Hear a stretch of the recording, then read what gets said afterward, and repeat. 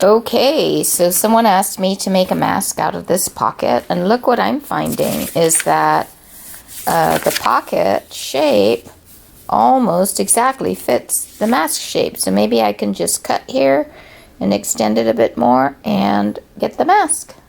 How cool is that? I just cut this, and I don't even have to sew the seam, but I am going to do it because I have a polypropylene liner to put in. He was right. It makes a very nice mask.